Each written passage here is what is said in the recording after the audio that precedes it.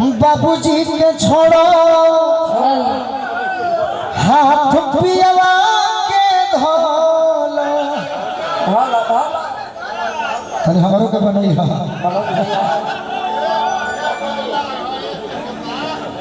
तो बेकरारी जली अब कराओ इंतजार हो तहार लाइन में बाकी हम गा के कहो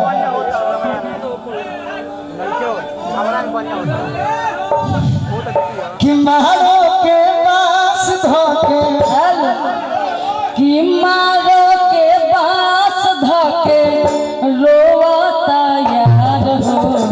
से नूर जन डाली हो भातार हो मारो के पास धोके रोता यार हो से नूर जन डाली हो भातार हो काहे होने खाड़ बारू शौका पचलो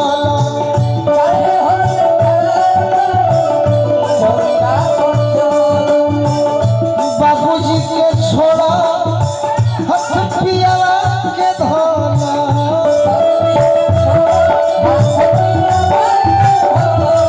होता बेकरारी जली होता बेकरारी जली कराओ इंतजार हो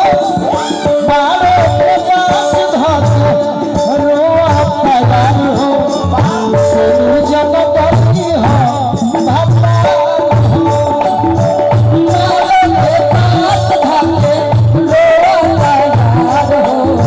से नूर जन डाली हो भातार हो देखो अदिति साइड सॉन्ग मने गोलू राजा के कहल जा सकता एक दिन हम अपना अनुपमा के संग गीत गौनी नया पर जब रिकॉर्डिंग भई रहे तो रंजय बावला जी के यहाँ जल में बैंजू वादक कलेंदर भैया तबला वादक करुण सवेरा भैया ढोलक बजौलन हमारा अरविंद भैया पप्पू भैया भी रहलन झाल पर महेश चाचा वो आज गीत भी लोग सुनेला जे दीवाना होई सुन सुन हमर जान हो तुरल दिल के अरमान हो सुन सुन हमर जान तुरल दिल के अरमान पियावा मिलल पर से होके चिन्हबू कि ना एगो बात पूछत है शादी बात हमारा के जनबू कि ना पहिले नियम जान कहि के मनबू कि ना शादी बात हमारा के जनबू कि ना पहिले नियम जान कहि के अगर ना मनबू तो नोखा बाबा पैसा दिले बड़े 500 में VIP जहर खा के मर जाए बाकी जानो तनी के मनबू याद कर काहे पूछो तनी तोर बियाह हो गई तो हमरा का दिक्कत बा कितना जानी के हो जाए बाकी याद करो उस दिन को किस दिन को जिस बगियों में तुमसे मिला था मिला करता था कॉलेज में भी मिला था याद बा एक के सोने एक एक कॉलेज में अच्छा दिलवा भेजत रहू लभुआ लगे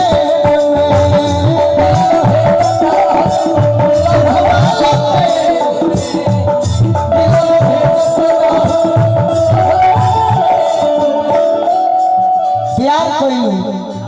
बेचैन हो गइलू अलग रहलू नया ये पैसे तहरा दी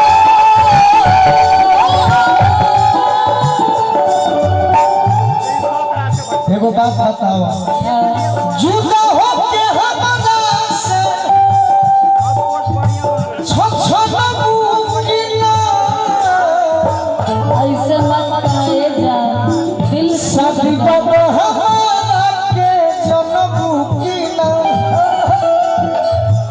पहिले जैसा जा वही गए मन पूकिना शादी बात हमारा जन्म हुआ पहले जैसा काल कैसे लास्ट क्वेश्चन बा हाँ सवाल बा अच्छा जहिया बलमा न रही घर के अंदर अच्छा याद आई है कि ना जब हम जीते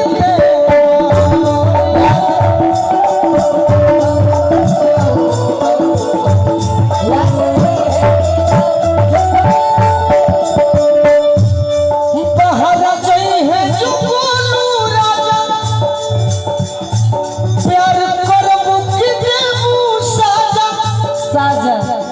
चुपके से बोला के किलिया अरे हो न पूकिना